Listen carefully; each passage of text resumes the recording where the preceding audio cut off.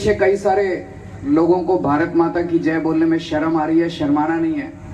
सब लोग मुट्ठी बंद करेंगे, हाथ ऊपर करेंगे और पूरे दिल से बोलेंगे भारत माता की इंकलाब, इंकलाब, वंदे वंदे।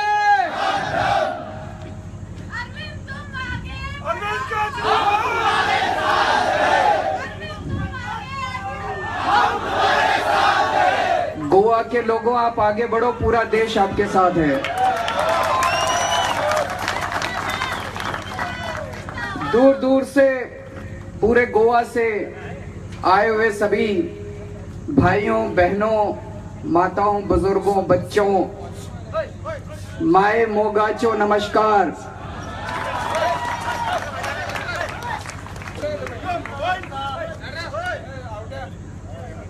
आज गोवा का लिबरेशन डे है। आज से 55 साल पहले गोवा को लिबरेशन मिला था। आप सब लोगों को, पूरे देश को, गोवा के लोगों को बहुत बहुत बधाई इस बात की। लेकिन 55 साल पहले विदेशियों को उठा के बाहर फेंका था। आज इसी दिन पूरा गोवा शपथ ले रहा है कि इस बार करप्शन को उठा के बाहर फेंकना है। एक नया गोवा लिबरेशन डे को ये हमें शपथ लेना है। पिछले कुछ महीनों में कई बार गोवा आने का मौका मिला, गोवा के लोगों से बातचीत की। चारों तरफ लोग एक ही बात कर रहे हैं कि सर बहुत हो गए पॉलिटिशियंस, सबको देख लिया। बीजेपी वाले पॉलिटिशियंस, कांग्रेस वाले पॉलिटिशियंस, एमजीपी के लोग, अब पॉलिटिशियन से काम नहीं चलेगा। हमें आम गोवा के लोग विधानसभा के अंदर चाहिए। गोवा के आम आदमी हमें विधानसभा के अंदर चाहिए। सब लोग बोल रहे हैं पॉलिटिशियंस, अब नेता नहीं चाहिए। सब नेताओं को ट्राई करके देख चुके हैं। सब नेता झूठ बोलते हैं, चुनाव के पहले कुछ बोलते हैं, चुनाव के बाद मकर जाते हैं। अब हमें आम लोग चाहिए। ऐसा हो सकता है क्या? चुनाव लड़ने के लिए तो खूब पैसा चाहिए, चुनाव लड़ने के लिए तो खूब आदमी चाहिए, खूब रिसोर्सेस चाहिए। आम लोग विधानसभा में जाके कैसे बैठ सकते हैं? 2 महीने के बाद चुनाव है, गोवा का चुनाव है। 2012 के अंदर कांग्रेस से तंग आके गोवा के लोगों ने बीजेपी को वोट दिया था। कांग्रेस से इतने तंग आ चुके थे, इतने तंग आ चुके थे कांग्रेस से, कांग्रेस के भ्रष्टाचार से। उनका हर नेता कहीं ना कहीं किसी स्कैम में फंसा हुआ था। People got fed up, it was nauseating. लोगों ने बीजेपी को वोट दिया। ऐसे ऐसे लोगों ने बीजेपी को वोट दिया। BJP is a hardcore communal party. लेकिन लोगों ने मनोहर पर्रिकर के अंदर एक उम्मीद देखी। लोगों को लगा कि मनोहर पर्रिकर उम्मीद देगा, कुछ गोवा के लोगों को होप देगा।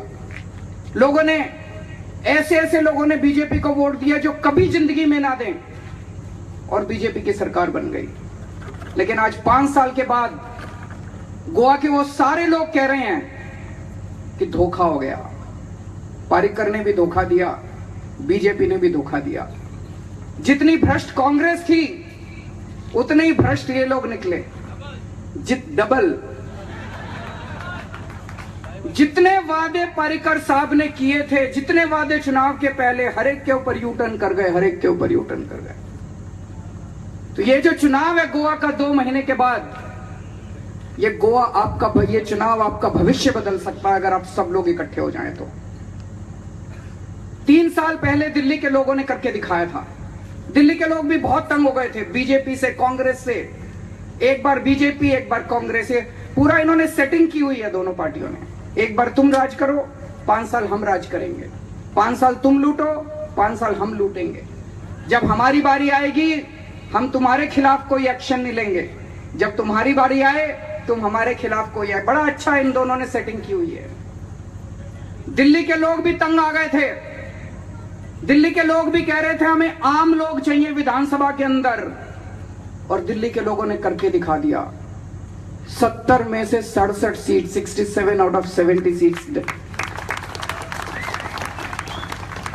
पूरे देश के अंदर नहीं, पूरे देश में रिकॉर्ड बन गया। पूरे देश में आज तक कभी किसी पार्टी को इतनी सीट नहीं मिली।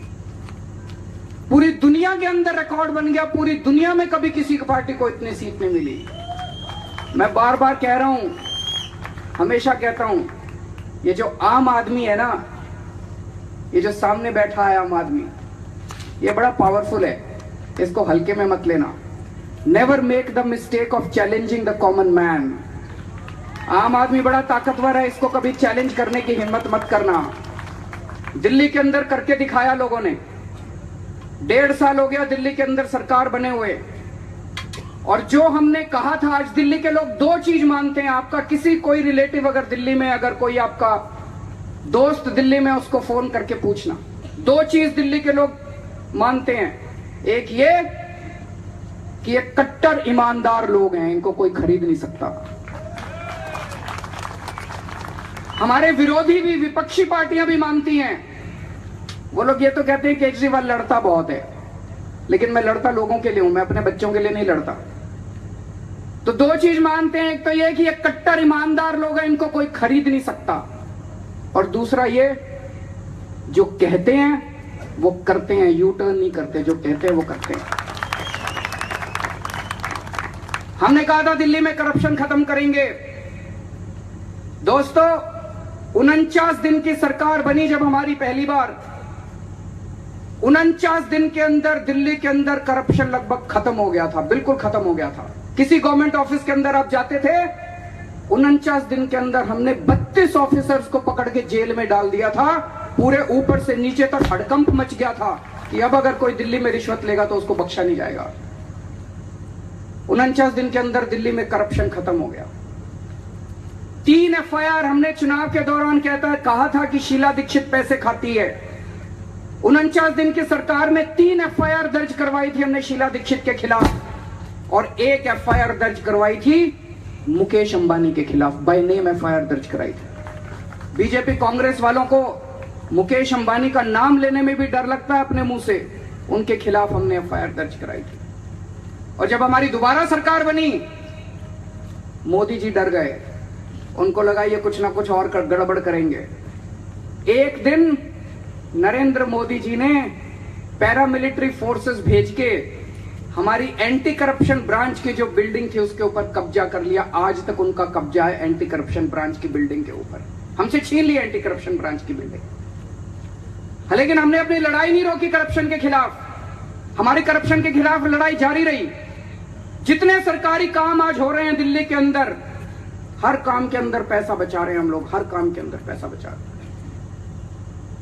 अभी थोड़े दिन पहले एक पुल बना, 325 करोड़ रुपए का फ्लाईओवर बनना था, सैंक्शन कॉस्ट 325 करोड़ रुपीस, हमने 200 करोड़ रुपए के अंदर बना के पूरा कर दिया। आपने कभी सुना नहीं होगा भारत के इतिहास के अंदर, यहां पे मांडोवी रिवर के ऊपर एक पुल बन रहा है शायद। मांडोवी रिवर के ऊपर उसका इनिशियल कॉस्ट था 400 करोड़ रुपए, और अभी वो 800 करोड़ रुपए उसका ऑलरेडी एस्केलेशन हो चुका है। गोवा के अंदर 400 करोड़ का पुल बीजेपी और कांग्रेस वाले 800 करोड़ में बनाते हैं। दिल्ली के अंदर आम आदमी की सरकार 300 करोड़ का पुल 200 करोड़ रुपए के अंदर बनाती है। हमने 5 पुल बनाए दिल्ली में 1 साल के अंदर। 5 पुलों के अंदर 350 करोड़ रुपीज भी सेव, 350 करोड़ रुपए बचा लिए। फिर मैंने मीटिंग बुलाई अपने कैबिनेट मिनिस्टर्स की, हमने कहा इस पैसे का क्या करें। तो हमने तय किया इन सारे पैसे से सारे गवर्नमेंट हॉस्पिटल्स के अंदर सारी दवाइयां मुफ्त कर दी, सारे टेस्ट मुफ्त कर दिए, सारा इलाज मुफ्त कर दिया, गरीबों के लिए भी, अमीरों के लिए भी, सबके लिए। एजुकेशन सेक्टर में इतना करप्शन था, एजुकेशन सेक्टर के अंदर करप्शन बंद किया, और आज दिल्ली के सरकारी स्कूलों की तारीफ पूरी दुनिया के अंदर हो रही है। दुनिया भर से लोग आके दिल्ली के सरकारी स्कूल देख रहे हैं। दिल्ली में जो नए गवर्नमेंट स्कूल्स बन रहे हैं उसमें स्विमिंग पूल्स हैं, लिफ्ट हैं। कभी आपने सुना था गवर्नमेंट स्कूल के अंदर स्विमिंग पूल, लिफ्ट? लोग अपने बच्चों को प्राइवेट स्कूल से निकाल निकाल के गवर्नमेंट स्कूल के अंदर एडमिशन दिलवा रहे हैं। सारी एजुकेशन फ्री है गवर्नमेंट स्कूल के अंदर। हेल्थ, इतना करप्शन था हेल्थ सेक्टर के अंदर, इतना करप्शन था हेल्थ सेक्टर के अंदर, वो सारा खत्म किया। आज दिल्ली के सारे सरकारी अस्पतालों के अंदर मोहल्ला क्लिनिक बनाए। वॉशिंगटन पोस्ट में, न्यूयॉर्क टाइम्स में, लंदन में, फ्रांस में फ्रंट पेज के ऊपर उनकी खबरें छप रही हैं। एक खबर छपी, can America learn from Delhi's मोहल्ला क्लिनिक्स। एक जमाना था जब हम कहा करते थे कि इंडिया को अमेरिका से सीखने की जरूरत है। अब अमेरिका वाले कह रहे हैं कि हमें दिल्ली से सीखने की जरूरत है। अब ये सब गोवा के अंदर करना है। लेकिन एक चीज है, करप्शन से कॉम्प्रोमाइज नहीं किया। एक दिन मेरे पास एक एसएमएस आया। उस एसएमएस में लिखा था, अरविंद जी आपका एक मंत्री 6 लाख रुपए रिश्वत मांग रहा है। मैंने कहा सबूत भेजो। उसने ऑडियो रिकॉर्डिंग भेजी। मैंने ऑडियो रिकॉर्डिंग सुनी। मेरा मंत्री 6 लाख रुपए मांग रहा था उसमें। मैं सोच रहा था कि अगर पारसेकर साहब होते तो क्या करते, अगर कांग्रेस के नेता होते तो क्या करते। अभी तक एसएमएस उसने भेजा, मीडिया वालों को भी पता नहीं था, ऑपोजिशन पार्टी वालों को पता नहीं था। तो बीजेपी कांग्रेस वाले होते तो क्या करते, वो एसएमएस वाले को बुलाते, कहते देख किसी को बताना मत, 3 लाख तू रख ले।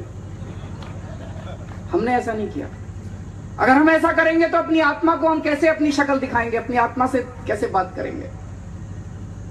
तुरंत मैंने 1 घंटे के अंदर प्रेस कॉन्फ्रेंस की, अपने मंत्री को कैबिनेट से बाहर निकाला, सीबीआई को केस सौंप दिया और मंत्री को जेल भेज दिया।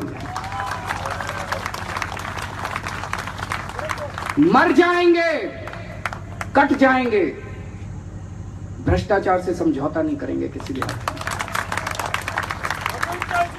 मैं मानता हूं हम लोगों को राजनीति करनी नहीं आती है। हम बहुत सीधे लोग हैं, स्ट्रेट फॉरवर्ड लोग हैं। I concede we don't understand politics. हम बहुत आम लोग हैं, बहुत मामूली लोग हैं।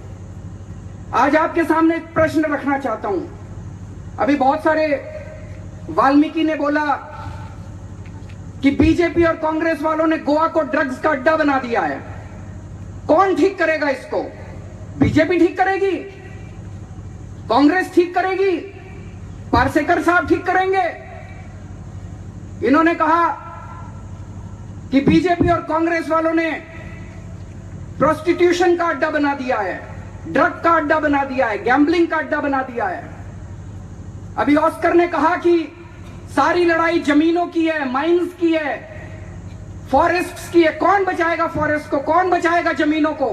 बीजेपी बचाएगी, पारसेकर साहब बचाएंगे, कांग्रेस बचाएगी, आम आदमी बचाएगा। आप लोग बचा सकते हो। गोवा को बचाने के लिए आपको आगे आना पड़ेगा। मुझे बहुत फक्र हो रहा है आज आप सब लोगों के सामने, गोवा के सारे लोगों के सामने। आज एक तरह से जितने लोग यहां सामने बैठे हुए, they represent Goa from different parts of Goa, अपने इन सारे कैंडिडेट्स को प्रेजेंट करते हुए। अभी कुछ कैंडिडेट्स का अनाउंसमेंट होना बाकी है, लेकिन एक चैलेंज है बीजेपी और कांग्रेस वालों को। हमने ठोक बजा के कट्टर ईमानदार लोगों को टिकट दिया है, कैंडिडेट बनाया है।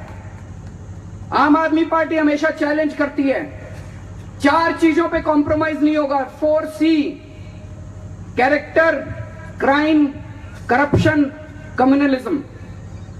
अगर इन चारों के बारे में आप सबूत हमें दे दोगे, चुनाव के 1 दिन पहले भी सबूत दे दोगे, हम सीट खाली छोड़ देंगे, चुनाव नहीं लड़ेंगे उस सीट से, लेकिन कॉम्प्रोमाइज नहीं करेंगे।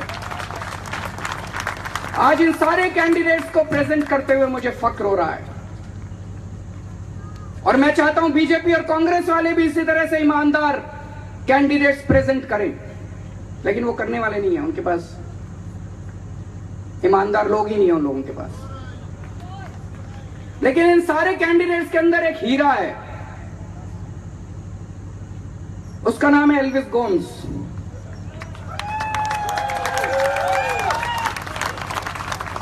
आप सब लोग, पूरा गोवा जानता है, जिस आदमी को जिंदगी में कभी करप्शन करने का मौका ही ना मिला हो और वो कहे मैं ईमानदार हूं, तो गड़बड़ है।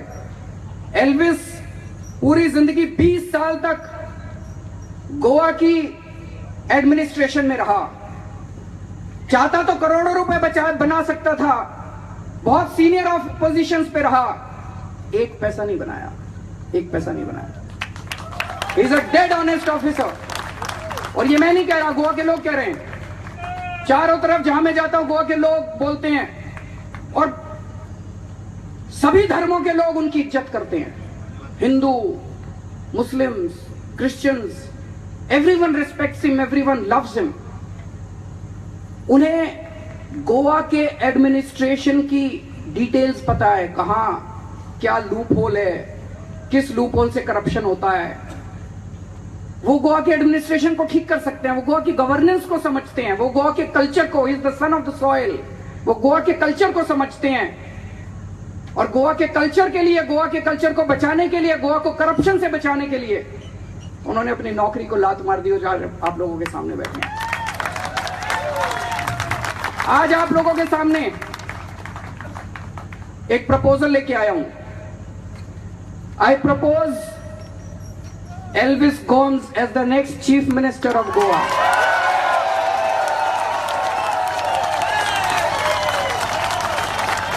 एक बारी खड़े हो गए सब लोग।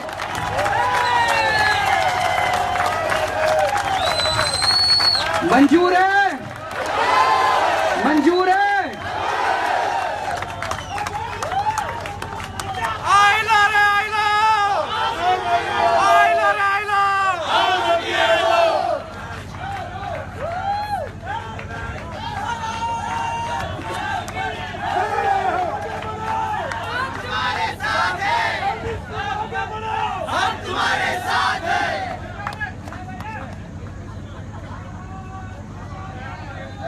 अब आपके सामने चॉइस है। वैसे तो गोवा के लोगों ने इसको समर्थन किया, आप लोगों ने समर्थन किया है। ये लड़ाई एल्विस की नहीं है, ये लड़ाई इन कैंडिडेट्स की नहीं है, ये लड़ाई आप लोगों की है। ये लड़ाई गोवा के कल्चर को बचाने की है। ये लड़ाई गोवा के टूरिज्म को, गोवा की जमीन को, गोवा के फॉरेस्ट को बचाने की लड़ाई है। आप लोगों को ये चुनाव लड़ना पड़ेगा। एक तरफ पार्सेकर साहब हैं और एक तरफ एल्विस है। जिन लोगों को पार्सेकर पसंद है वो बीजेपी को वोट देंगे, जिन लोगों को एल्विस पसंद है वो आम आदमी पार्टी को वोट देंगे। अब ये मैसेज आप लोगों को घर घर तक पहुंचाना है। हमारे पास पैसे नहीं है चुनाव लड़ने के। ये जितने कैंडिडेट सारे फक्कड़ हैं, इनमें से एक दो हो सकता है थोड़े बहुत पैसे उनके पास, बाकी सारे फक्कड़ हैं, इनके पास पैसे नहीं है चुनाव लड़ने के। तो आज यहां जितने लोग बैठे हैं सबको आज कसम खा के जानी पड़ेगी। आपको पैसा भी लगाना पड़ेगा, आपको टाइम भी देना पड़ेगा। आज सबको कसम खा के जानी पड़ेगी। एक एक आदमी अगले 2 महीने में कम से कम 100 लोगों को आम आदमी पार्टी को वोट डालने के लिए तैयार करेगा। मंजूर है? जिन लोगों ने 2-2 हाथ उठाए उनके 200 वोट उनके नाम के। अब एक दूसरी बात जो बहुत जरूरी बात है, मैं पूरे देश की तरफ से आप लोगों के सामने देश को बचाने की भीख भी मांगने आया हूं। आज डीमोनेटाइजेशन के नाम पे देश में एक बहुत बड़ा स्कैंडल चल रहा है, बहुत बड़ा स्कैम चल रहा है। पूरे देश की अर्थव्यवस्था खराब हो चुकी है। मैं सुबह से गोवा में हूं, गोवा के कई लोगों से मिला, उन्होंने भी बताया कि गोवा के अंदर people are in distress. Tourism industry बर्बाद हो चुकी है, होटल खाली पड़े हैं। ऐसे जबकि पीक सीजन है, ऐसे समय में फिशरीज वाले बेचारे, उनका धंधा बंद हो गया है, लोगों को पैसे नहीं मिल रहे, उनका घर चलाना मुश्किल होता जा रहा है। पूरे देश में घूम रहा हूं, इंडस्ट्रीज बंद होती जा रही हैं, किसान अपनी की फसल नहीं उगा पा रहे हैं, पूरे देश की अर्थव्यवस्था डूबती जा रही है। प्रधानमंत्री जी ने 8 नवंबर को रात को 8 बजे बोला था कि हम भ्रष्टाचार और काला धन खत्म करने के लिए ऐसा कर रहे हैं। मैं आप लोगों से पूछना चाहता हूं, क्या भ्रष्टाचार खत्म हुआ? 1% भ्रष्टाचार खत्म हुआ? बढ़ गया है, बढ़ गया है। काला धन खत्म हुआ? बढ़ गया है। जितने लोग डिमोनेटाइजेशन के खिलाफ हैं जरा हाथ खड़े करें। ये कैमरे वाले थोड़ा कैमरा घुमा लीजिए, कैमरे वाले ज्यादा दिखाते हैं कि पीपल आर सपोर्टिंग डिमोनेटाइजेशन। एक और चीज भ्रम फैलाया जा रहा है चारों तरफ, कहा जा रहा है डिमोनेटाइजेशन की स्कीम तो अच्छी है, इंप्लीमेंटेशन खराब है। डिमोनेटाइजेशन की स्कीम भी खराब है, मोदी जी की नीयत भी खराब है और उसका इंप्लीमेंटेशन भी खराब है। यह आज मैं साबित करूंगा, मैं कागज लेके आया हूं आपको दिखाने के लिए। मैं साबित करूंगा आपके सामने, मोदी जी की नीयत भी खराब है और इंप्लीमेंटेशन भी खराब है। कह रहे काला धन में, इनकम टैक्स में कमिश्नर था पहले, थोड़ी बहुत इकोनॉमिक्स में भी समझता हूं। उन्होंने कहा 500-500, 1000 के नोट बंद करके 2-2 के नोट लाके हम लोग करप्शन दूर करेंगे। मैं मन में सोच रहा था, अगर आपको 1 लाख रुपए की रिश्वत देनी है, अभी तक आप 1-1 के 100 नोट अपनी जेब में डाल के ले जाते थे। अब मोदी जी ने बड़ा कन्वीनियंट कर दिया, आपको 50 ही नोट लेके जाने पड़ेंगे 1 लाख रुपए की रिश्वत। तो भ्रष्टाचार कैसे दूर होगा, ब्राइबरी कैसे दूर होगी? और कितने केसेस जब से नोटबंदी हुई है, डिमोनेटाइजेशन हुआ है, there been several cases of corruption that have come to light, कि खूब धड़ल्ले से करप्शन चल रही है, बैंकों के अंदर करप्शन चल रही है, बैंक के मैनेजर पैसे खा रहे हैं नोट बदलने के लिए। गलत तो नहीं कह रहा? कह रहे हैं हाँ, I am coming to Swiss banks, don't worry. तो करप्शन भी चल रहा है। मोदी जी कहते हैं 2-2 के नोट बंद के काला धन खत्म करेंगे। पहले एक कमरे में अगर 1000 के नोट से 100 करोड़ रुपए इकट्ठे होते थे, अब उसमें 200 करोड़ रुपए इकट्ठे हो जाएंगे। उनकी भी सहूलियत कर दी मोदी जी ने। तो ये हो क्या रहा है? इसका अगर करप्शन दूर करना होता मोदी जी को, अगर ब्लैक मनी दूर करना होता मोदी जी को, तो क्या करते मोदी जी? मोदी जी के पास एक फाइल है, उसमें जिन जिन लोगों के स्विस बैंक में, मैंने वो फाइल देखी है क्योंकि मैं पहले इनकम टैक्स में था, मेरी जान पहचान है इनकम टैक्स में। मोदी जी के पास एक फाइल है, 2011 में वो फाइल आई थी फ्रांस से। उसके अंदर 648 लोगों की लिस्ट है, जिन जिन लोगों के स्विस बैंक में अकाउंट्स हैं। 648 names, almost the who's who of India is there in that list. सारे बड़े बड़े लोगों के नाम है उसमें। मुकेश अंबानी का नाम है, अनिल अंबानी का नाम है, नरेश गोयल का नाम है, उसमें बहुत बड़े बड़े लोगों के नाम है। पहले कांग्रेस ने कुछ एक्शन नहीं लिया, अब मोदी जी उसके खिलाफ कोई एक्शन नहीं ले रहे। क्यों नहीं ले रहे? क्योंकि उनके दोस्तों के नाम है उसके अंदर। अगर एक्चुअली मोदी जी को करप्शन दूर करना था, अगर एक्चुअली मोदी जी को काला धन खत्म करना था, सबसे पहले वो 6 से 48 लोगों को जेल में भेजो। देखो शाम तक करप्शन दूर ना हो जाए तो। उनको जेल में नहीं भेजेंगे। अभी करप्शन लेने वाला भी वहीं बैठा है, पैसे देने वाला भी वहीं बैठा है। 1000 के नोट पहले एक्सचेंज होते थे, अब 2-2 के नोट एक्सचेंज हो रहे हैं। बदला क्या? वैसा का वैसा सिस्टम। करप्शन करने वाले भी वही हैं, करप्शन देने वाले भी, सब लोग वही हैं। जैसे हमने दिल्ली में करके दिखाया था, 49 दिन के अंदर 32 ऑफिसर्स को जेल में डाल दिया, मुकेश अंबानी के खिलाफ FIR कर दी। अगर आज मोदी जी अगर करप्शन दूर करना चाहते हैं, काला धन दूर करना चाहते हैं, इन 648 लोगों को शाम तक जेल में भेज दो, करप्शन दूर हो जाएगा देश से। मोदी जी वो नहीं करेंगे। तो मोदी जी का मकसद करप्शन दूर करना नहीं था, मोदी जी का मकसद काला धन दूर करना नहीं था। फिर क्या मकसद था? क्या मकसद था? क्यों किया इतना डिमोनेटाइजेशन और पूरे देश को इतने प्रॉब्लम में क्यों डाला मोदी जी ने? गुजरात को बचाने के लिए, गुजराती भाइयों को बचाने के लिए। अभी आता हूं चिंता नहीं। गुजरात के लिए किया। ये 8 लाख करोड़ रुपए का घोटाला है। कैसे है? बड़े बड़े लोगों ने बैंकों से लोन ले रखे हैं, अमीर लोगों ने बैंकों से लोन ले रखे हैं। उसमें से 8 लाख करोड़ रुपए का लोन मोदी जी के दोस्त डकार गए, खा गए। ये मैं नहीं कह रहा, RBI की रिपोर्ट कहती है। 8 लाख करोड़ रुपए का लोन बड़े बड़े अमीर, अरबपति, सुपर रिच, डुपर रिच, वो लोग खा गए। CAG ने अभी 3 महीने पहले बोला था अपनी स्पीच में, इसमें से 50% बाहर भेज दिया इन लोगों ने और बाकी फ्रॉड करके खा गए लोग। वो लोन माफ करना है उनको। आप कहेंगे केजरीवाल तो यूं ही बोलता है, मैं इसका सबूत दूंगा।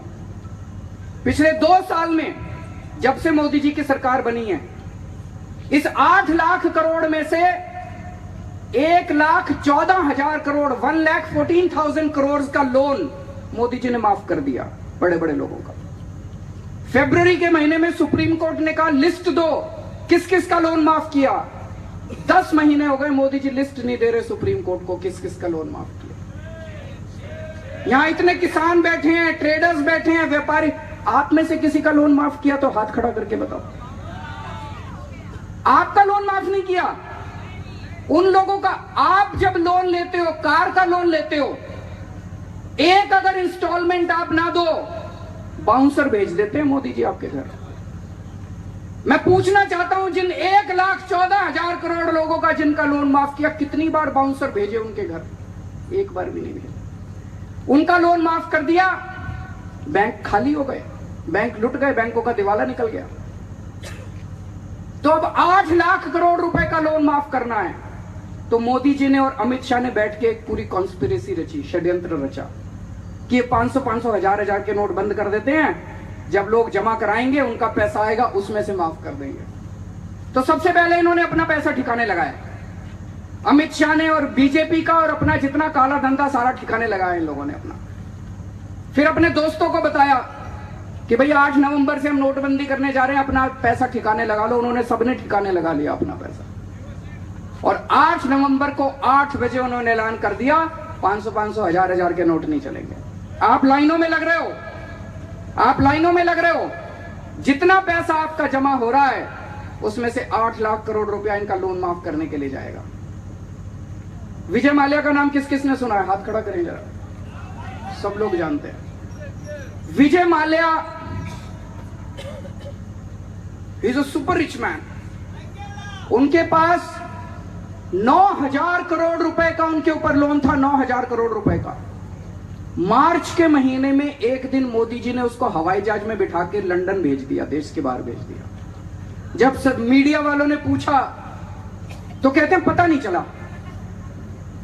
एक आदमी हवाई जहाज में बैठ के लंदन भाग गया, आपको पता नहीं चला। कैसी सरकार चला रहे हो आप? वहां इमिग्रेशन होता है, पासपोर्ट होता है, वीजा होता है, सिक्योरिटी होती है, सीआरपीएफ होता है, इतनी सारी एजेंसीज होती हैं। एक आदमी अपना हवाई जहाज लेके आपके एयरपोर्ट से उड़ के भाग गया, आपको पता नहीं चला।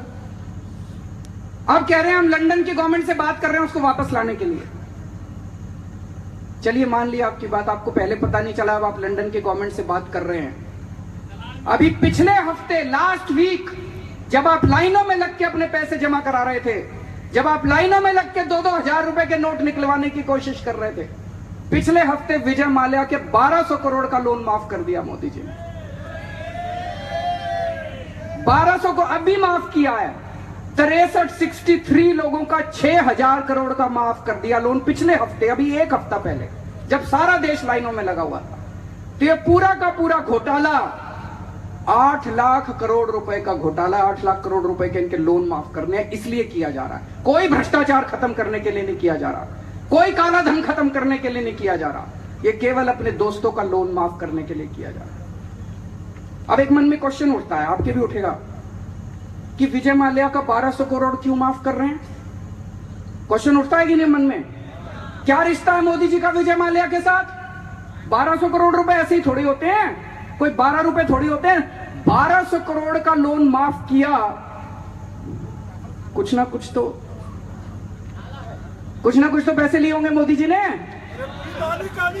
दोस्तों, I am the biggest critic of Shri Narendra Modi in the country, लेकिन मैं भी पहले ये मानता था कि मोदी जी ईमानदार हैं। लेकिन दोस्तों, आज मेरे पास 1 महीना पहले कुछ कागज आए हैं। वो कागज ये शक पैदा करते हैं कि मोदी जी रिश्वत लेते हैं। यहां बैठे हुए कितने लोगों को लगता है मोदी जी रिश्वत लेते हैं? हाथ खड़ा करके बताइए। ये कैमरा वाले थोड़ा कैमरा पीछा दिखा दीजिए लोगों को।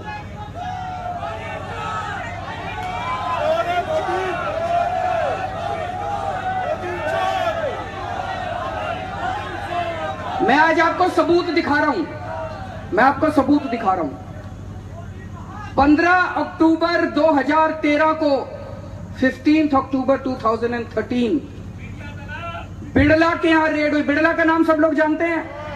बिड़ला के यहां रेड हुई, आदित्य बिड़ला के यहां। इनकम टैक्स वाले उनका कंप्यूटर उठा के ले आए, लैपटॉप उठा के ले आए, फोन उठा के ले आए, रिकॉर्ड्स फाइल सब उठा के ले आए।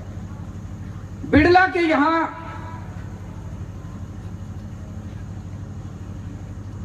ये वो फाइल है इनकम टैक्स डिपार्टमेंट की।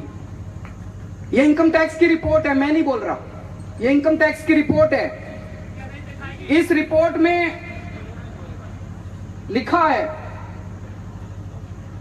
Gujarat CM 25 crore 12 done rest question mark. Who was Gujarat CM at that time? तो नरेंद्र मोदी जी के सामने लिखा है कि 25 करोड़ रुपए देने थे, 12 दे दिए, बाकी अभी देने बाकी हैं। अगर ये झूठ है तो इनको इन्वेस्टिगेशन करानी चाहिए थी, जांच करानी चाहिए थी। मोदी जी को कहना चाहिए था जांच करो। 2 साल हो गए, 3 साल हो गए, अभी तक इसकी जांच नहीं कराई उन्होंने, इन्वेस्टिगेशन नहीं कराई, दबा दी सारी जांच। ये लोग मेरे ऊपर इतने इल्जाम लगाते हैं, झूठे इल्जाम लगाते हैं। जब भी मेरे ऊपर इल्जाम लगाते हैं मैं कहते हैं जांच करा लूं। क्यों? क्योंकि मैंने कुछ गलत नहीं किया, मेरे मन में कोई काला नहीं है। मेरे एमएलए 15 एमएलए के खिलाफ इन्होंने झूठे केसेस किए। हमने कहा जांच करा लो, कोर्ट में गए, सारे केसेस टूटते जा रहे हैं इनके। क्यों? क्योंकि कुछ गलत नहीं किया। मोदी जी ने जांच नहीं कराई इस बिड़ला की, इसका मतलब पैसे खाए थे। इसका मतलब पैसे खाए थे। कितने लोगों को लगता है मोदी जी ने बिड़ला से रिश्वत ली थी? 22 नवंबर 2014 को सहारा के यहां इनकम टैक्स की रेड हुई। एक कमरे में 130 करोड़ रुपए का कैश मिला। उसी कमरे में कुछ लूज कागज मिले जिसमें हिसाब किताब था कि किस नेता को कितने पैसे दिए। वो कागज भी मेरे हाथ लग गए, इनकी किस्मत खराब है। इस कागज के ऊपर इनकम टैक्स असिस्टेंट कमिश्नर के साइन है, अंकिता। इस कागज के ऊपर सहारा के एम्प्लॉय के साइन है। इस कागज के ऊपर 2 विटनेसेस के साइन है। और ये कागज क्या कहता है? मेरा चश्मा,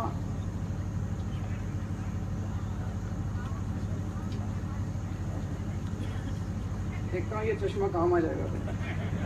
हाँ, इस कागज में लिखा है 30 अक्टूबर 2013 2.5 करोड़ रुपए cash given at Ahmedabad to Modi ji through Jaiswal ji. 12 November 2013 5 crore 10 lakh रुपए cash given at Ahmedabad to Modi ji through Jaiswal ji. 27 November 2013 27 November 2013 2.5 crore रुपए cash given at Ahmedabad to Modi ji through Jaiswal जी।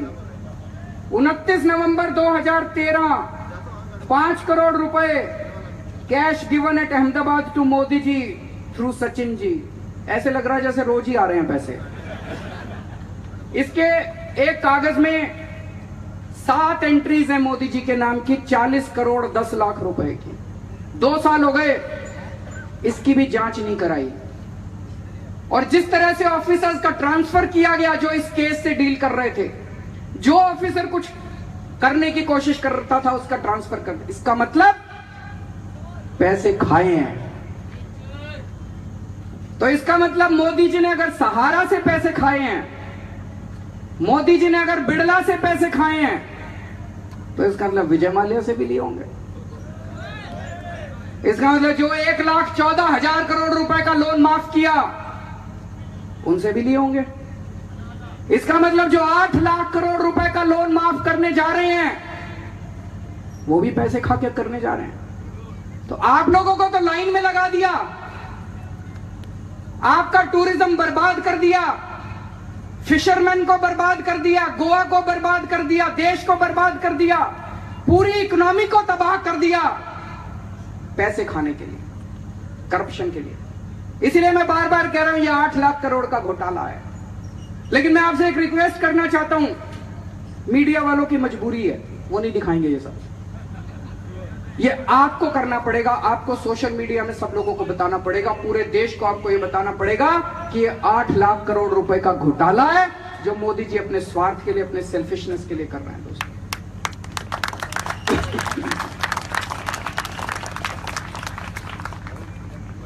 लेकिन अब देश का क्या होगा, मैं बहुत सोचता हूं इस बारे में। पूरे देश के अंदर सारी इंडस्ट्री बर्बाद होती जा रही है। मैंने उनसे पूछा, मोदी जी से, मैंने कहा आप हमें एक डेट बता दीजिए जिस डेट के बाद जितना पैसा मैंने बैंकों में जमा कर रखा है मैं निकाल सकता हूं। It's my fundamental right. जितना पैसा मैंने खून पसीने की कमाई करके बैंकों में जमा कर रखा है, आप मुझे डेट बताइए कि कब तक कर सकते हैं। वो डेट बताने को तैयार नहीं। कुछ लोगों का एस्टिमेट है 4 महीने लग सकते हैं, 6 महीने लग सकते हैं। एक हफ्ते में कह रहे हैं आप 24,000 रुपए। 24,000 रुपए में बिजनेस कैसे चलेगा? 24,000 रुपए में एक रेडी पटरी वाले का बिजनेस नहीं चलता। आप बड़ी बड़ी इंडस्ट्री 24,000 में कैसे काम चलाएंगे? तो पूरे देश को आज इस मंच से मैं पूछना चाहता हूं मोदी जी से, with all due respect, please tell us your plan. What plan do you have to restore the economy back? Economy को वापस, अर्थव्यवस्था को वापस ठीक करने के लिए आपके पास क्या प्लान है? कोई प्लान नहीं है। तो दोस्तों, एक मुझे अभी 2-3 दिन पहले एक बीजेपी का बहुत कट्टर समर्थक मिला। बोलता है सर 20 साल से हम लोग बीजेपी को वोट दे रहे हैं, पूरा परिवार हमारा बीजेपी को वोट दे रहा है, लेकिन अब अपने सारे बच्चों को मैंने कह दिया किसी को वोट दे देना, बीजेपी को वोट अपनी जिंदगी में मत देना। तो आज पूरे देश की नजरें 2 चुनावों के ऊपर हैं, उत्तर प्रदेश का चुनाव और गोवा का चुनाव। पूरा देश गोवा के लोगों से भीख मांग रहा है कि इस देश के लोगों ने उनको प्रधानमंत्री बनाया था। प्रधानमंत्री जी घूम घूम के कह रहे हैं कि लोग मेरे साथ हैं, लोग मेरे साथ हैं। इस बार चुनाव के अंदर दिखा देना अच्छी तरह कि लोग उनके साथ नहीं है, लोग डिमोनेटाइजेशन नहीं चाहते। मैं उत्तर प्रदेश भी गया था। उत्तर प्रदेश के लोगों ने कहा जी इस बार तो उनको लाइन में जितने हमने खर्च किया, टाइम खर्च किया, 1-1 मिनट का हिसाब लेंगे। इस बार लाइनों में लग लग के हमने पैसे जमा कराए हैं, अब लाइनों में लग लग के हम लोग बीजेपी को का बंटाधार करेंगे। तो दोस्तों, 2 प्रपोजल्स ये मेरे थे आपके सामने। One is that Elvis Gomes should be the next chief minister of Goa, and the other is please save this country. आने वाले चुनाव के अंदर घर घर के अंदर जाके आपको यही बोलना है कि कुछ भी करो, बीजेपी को वोट नहीं देना, और इस बार ईमानदारी के नाम पे वोट देना है। इस बार का गोवा का चुनाव केवल 2 पार्टियों के बीच में है। जैसा ऑस्कर ने बताया, एक तरफ BJP, Congress, MGP, they are all a family. वो सब फैमिली का हिस्सा हैं, वो सब बेईमान हैं। और एक तरफ आपके पास आपकी अपनी पार्टी है। हम लोग कुछ नहीं है, हम लोग बहुत मामूली लोग हैं, बहुत छोटे लोग हैं हम आप ही में से एक हैं। एक तरफ आपकी अपनी पार्टी है। तो ये चुनाव, गोवा का चुनाव, गोवा के लोग एक तरफ हैं और ये सारी पार्टियां दूसरी तरफ हैं। अंत में अ वेरी मेरी Christmas and I wish a very very happy new year. Bharat माता की।